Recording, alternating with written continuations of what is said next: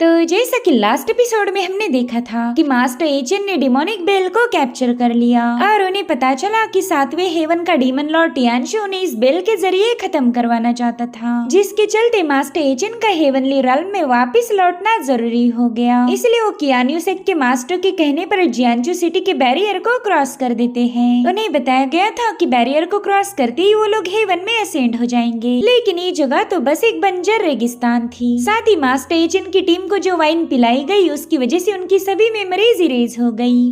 अब आगे तो इस एपिसोड की शुरुआत उसी सीन से होती जहाँ पर मास्टर एचेन अपनी बंदियों को वोमिटिंग करवाने की खातिर खाना पका रहे थे। जो देख याओ कहती कि शायद तुम मुझे इम्प्रेस करने के लिए खाना बना रहे हो, खाना पकाने वाला शोहर मिल जाए तो मजा ही आ जाएगा। वहीं पर मुरांग मास्टर एचेन से कह रही थी कि बेवकूफ जैसे खाना मत बनाओ, पहला मुझे खाने को टेस्ट करने दो, तभी जाकर तुम्हारी डिश पास होंगी। लेकिन शियांग कहती कि मुझे तो इस बंदे पर जरा सा भी भरोसा नहीं, मुझे तो ऐसा लग रहा है कि ये हमें खाने में जहर देने वाला है। जो सुनकर आर्टिफैक्ट कहने लगा कि तुम तीनों ने एक वाइन की प्याली क्या ही गटक ली, तुम सबके असली रंग बाहर आ गए। जिसके बाद वो एजेंट से कह रहा था कि बॉस इस डिश को और भी ज्यादा घटिया बनाओ, मैं इन लड़कियों को सबक सिखाना चाहता हूँ। तो मास्टर एजेंट कहने लगे कि मेरी जान तुम खामोशी ज्यादा अच्छे लगते हो, अगर मुंह बंद नहीं किया तो इसी पतीले में तुझे भी पकाया जाएगा। जो सुनते साथ ही आर्टिफैक्ट ने तुरंत ही अपना मुंह बंद कर दिया। वो सोचता है कि वाह, मास्टर ने तो सड़ी हुई सब्जियों का यूज किया और खाना ऐसा बंदा बना रहा है जिसे पानी उबालना तक भी नहीं आता।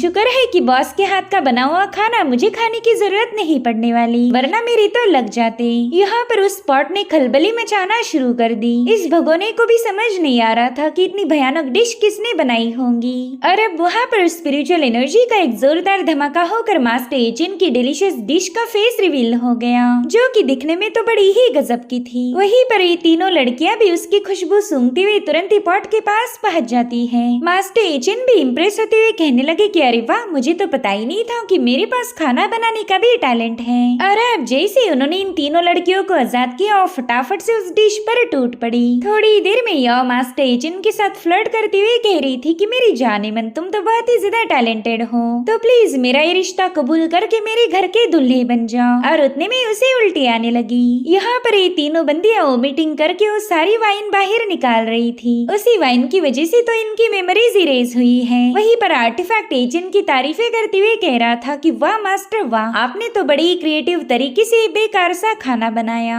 इधर याओ के पेट से सारी वाइन बाहर निकलते साथ ही वो पूछने लगती है कि ये डिवाइन रल्म आखिर इतनी अजीब क्यों नजर आ रही। तभी शियांग बताती है कि उस कियान्यूसेक ने हमारे साथ धोखा किया, उन्होंने हमें जो वाइन पिलाई थी उसकी वजह से मुझे कुछ भी याद नहीं आ रहा था। वहीं पर आर्टिफैक्ट कहता है बॉस, आपकी बेकार घटिया सी रेसिपी ने तो कमाल कर दिया, हमारी लड़की अब दोबारा से नॉर्मल हो चुकी है। अब सीन शिफ्ट होकर हमें जियांजू सिटी की लॉर्ड दिखाई गई, जिसका नाम था कियार। वो अपने सर्वेंट से कह रही थी कि रोज रोज यही खाना खा खा कर मैं पक चुकी हूँ। जिस पर वो सर्वेंट जवाब देते हुए कहने लगा कि हमारी सिटी में ज्यादा सप्लाईज अवेलेबल नहीं है, इसी वजह से हम आपके लिए नई डिशेस प्रिपेयर नहीं कर सकते। तो कियार कहने लगी हाँ ठीक है, रोज यही बहाना सुन सुन कर मैं इरिटेट हो गई, चलो ये लो, इस डिश को तुम अपने दोस्तों के साथ शेयर करना। और उतने में एक और बंदा वहाँ पर पहुँच गया। वो कियार से कहने लगा कि हमारी जियांजू आउटर सिटी में कुछ नए लोग दाखिल हुए और वो असेंशन के बारे में जानना चाहते हैं। जो सुनकर तो कियार भी कंफ्यूज हो गई। वो कहती है कि ये तो बिल्कुल भी पॉसिबल नहीं, जो भी हमारी सिटी में आया उसकी मेमोरीज तो ऑलरेडी इरेज हो जाती है, तो फिर इन लोगों को हेवनली असेंशन के बारे में याद कैसे रहा।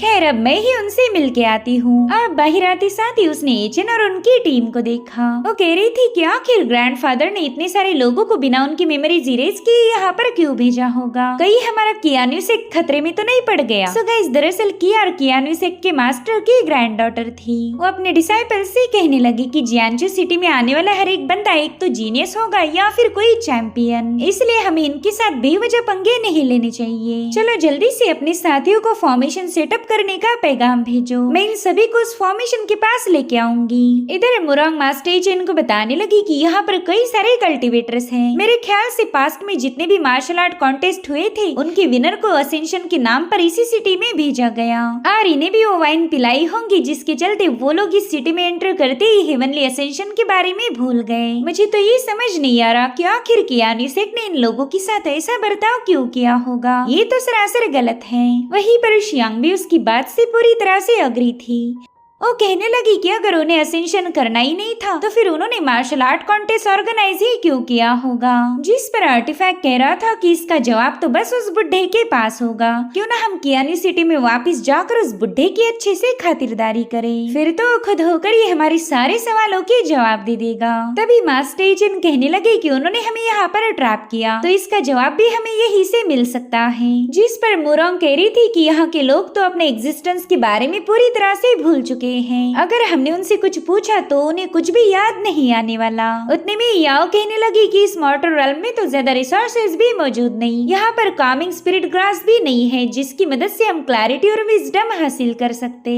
अगर हम फर्स्ट हेवन में भी होते तो ऐसे प्रेशियस हब आसानी से मिल जाते। और उतने में कियार जानबूझकर उनके पास से गुजर जाती है। उसके हाथ में कामिंग स्पिरिट ग्रास थी, जो देखते साथ ही याओ कहते अरे ये तो वही ग्रास है जिसका मैंने जिक्र किया था। इसलिए वो फटाफट से कियार के पास पहुंच गई। वो उसे बड़ी ही प्यार से पूछ रही थी कि ये ग्रास तुम्हें कहाँ से मिली, क्या मैं इसे एक बार चेक कर सकती हूँ? लेकिन कियार ने तो ऐसा करने से मना कर दिया। तो याओ उसे परस्यू करने के लिए अपनी स्वीट कैंडी दे देती है। अरे अब जैसे उसने ग्रास हासिल करने की कोशिश की, कियार फटाफट से उसे चकमा देकर दूर हट जाती है। कियार उससे कह रही थी कि तुम्हारी स्पीड तो काफी ज्यादा स्लो है, मुझे नहीं लगता कि तुम ये ग्रास मुझसे छीन पाओगी। जो सुनते साथ ही याओ ने गुस्से में आकर एक बार फिर से वो ग्रास छीनने की कोशिश की, लेकिन कियार काफी ज्यादा स्मार्ट है। वो तो बड़ी तेजी के साथ याओ पर हमले करना शुरू कर देती है, जिसे याओ ने अपने पाम अटैक से जैसे तैसे रोक लिया। इधर मुरांग और शियांग भी याओ की हेल्प करने जाने वाले थे, मगर याओ ने उन्हें रोक दिया। वो कह रही थी कि इस बच्ची से तो मैं ही निपट लूंगी। वो अब कियार से कह रही थी कि मेरे पास स्पिरिचुअल पावर तो नहीं है, लेकिन इसका मतलब ये तो नहीं कि तुम मुझे अंडर एस्टिमेट कर। और फिर उसने भी अपनी एनर्जी को एक्टिवेट कर दिया, लेकिन कियार तो उस पर पूरी तरह से भारी पड़ गई। उसने याओ को अपने एक ही पाम अटैक में काफी दूर पटक दिया, जिससे तो याओ काफी ज्यादा भड़क जाती है। वो कियार से कहती है कि अब तो मैं तेरे साथ लाइफ एंड डेथ बैटल करने वाली हूँ, तभी जाकर तुझे अकल आएगी। वहीं पर कियार भी उसका मुकाबला करने के लिए पूरी तरह से तैयार थी, लेकिन याओ का पावरफुल स्लैश अटैक उसे काफी पीछे पुश कर देता है। यहाँ पर कियार को समझ नहीं आ रहा था कि ये बंदी अचानक से इतनी पावरफुल कैसे बन गई। वहीं पर याओ अपने ऑरा को रिलीज करते हुए पूछती है कि बता अब तू सबमिट करेगी या फिर तुझे और मेरे हाथों की मार खानी है।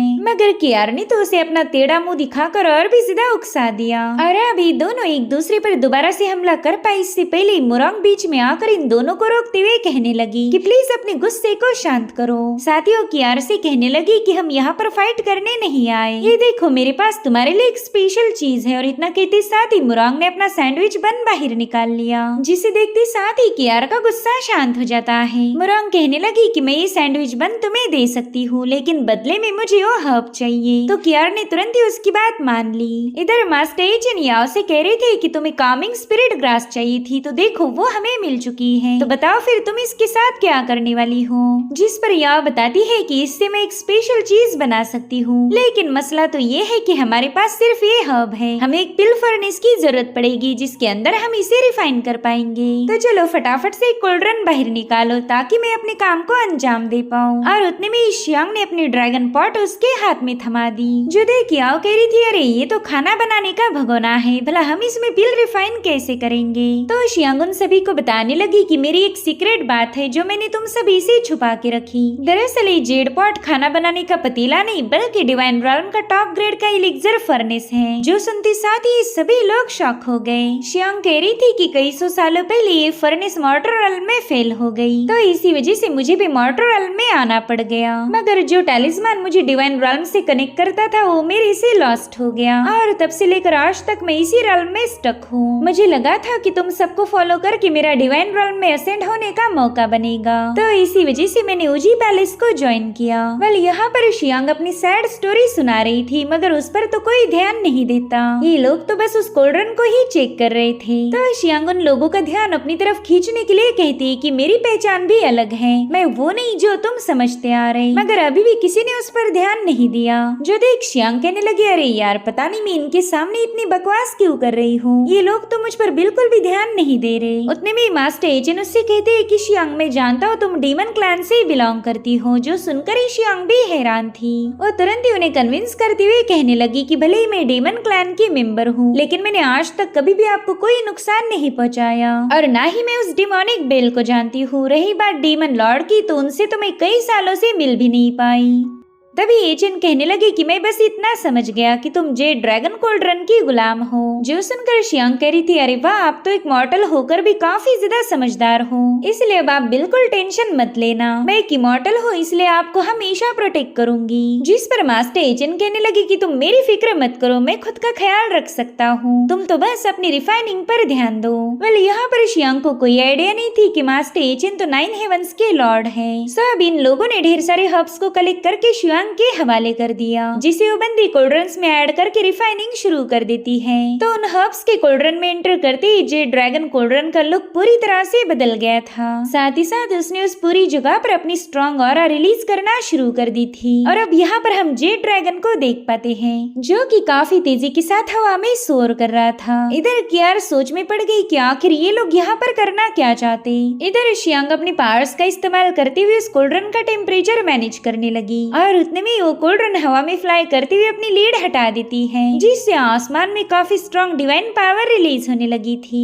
और जैसे ही रिफाइनिंग प्रोसेस कंप्लीट हुई, कोल्ड्रन शियांग के पास पहुंच गई। ये लोग काफी ज्यादा एक्साइटेड होकर उसकी लीड हटा देते हैं, मगर उसमें तो पिल की बजाय उन हर्ब्स की एक अलग ही रेसिपी बन गई, जिसे कियार ने बड़े ही मजे से खाना शुरू कर दिया। इधर शियांग हेजिटेट होते हुए सबको बताती है कि वो क्या है ना, मैंने कई सालों से पिल रिफाइन नहीं की, मेरे ख्याल से मुझे और प्रैक्टिस करने की जरूरत है। इसलिए अब वो कियार से पॉट छीनकर दोबारा से रिफाइनिंग स्टार्ट कर देती है, मगर इस बार भी अंजाम सेम था। इसमें फायदा हुआ सिर्फ कियार का, उसे ढेर सारा डिलीशियस खाना खाने को मिल रहा था। शियांग ने तो जितनी बार कोशिश करी वो हर बार फेल हो गई, जिसके चलते तो उस बेचारी की ईगो पर ही चोट लग गई। वो कहती है कि कई सौ सालों पहले मैं सबसे बेस्ट पिल रिफाइनर थी, और अब पता नहीं मुझे क्या हो गया, शायद मैंने अभी तक ढेर सारा खाना पकाया, तो इसी वजह से पिल की बजाय मेरे हाथों से बस डिशेस ही बाहर निकल रही। इसीलिए अब पिल रिफाइनिंग की अगली कोशिश याओ करती है। वो शियांग से कह रही थी कि अब मुझे केयरफुली ऑब्जर्व करो और सीखो कि रिफाइनिंग किस तरह की जाती।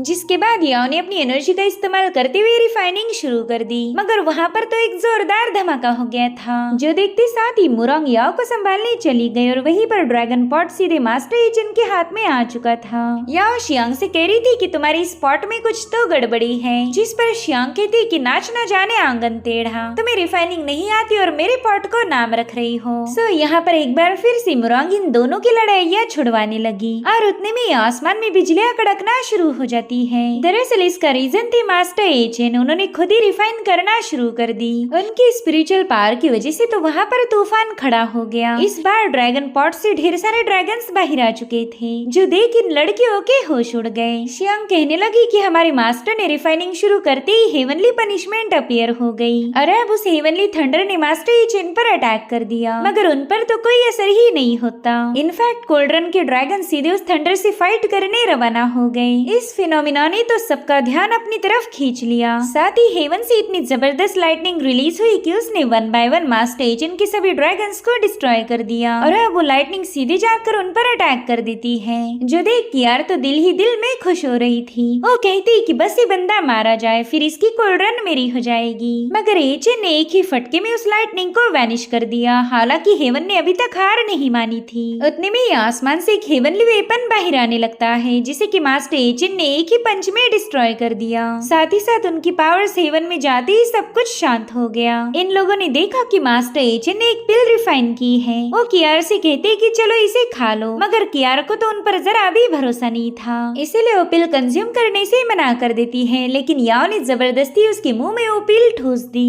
जिससे तो कियार ने एक ही सेकंड में ब्रेक थ्रू कर लिया। एचेन उससे कहते कि शायद अब तुम्हारी मेमोरीज वापस आ चुकी होगी, तो बताओ यहाँ पर एग्जैक्टली चल क्या रहा। जो सुनते साथ ही कियार झूठ मूठ के आंसू बहाने लगती है। वो कह रही थी कि मुझे सब कुछ याद आ गया, लेकिन मैं यहाँ पर आपको कुछ भी बता नहीं सकती, आपको मेरे साथ चलना होगा। तो मास्टर एचेन कहने लगे कि शायद तुम्हें उन बंदों से डर लग रहा है, और फिर उन्होंने कियार के चमचों पर अपनी डिवाइन पावर से हमला करते हुए उनका काम तमाम कर दिया। जो देखते साथ ही उस बंदी के तो होश उड़ गए। मास्टर कहते देखो तुम्हें उनसे डर लग रहा था तो मैंने उन्हें खत्म कर दिया, अब तुम मुझे यहाँ की सारी जानकारी दो। जिस पर कियार कहने लगी कि यहाँ पर तो मैं आपको कुछ भी बता नहीं सकती, आपको मेरे साथ असेंशन साइट पर चलना पड़ेगा।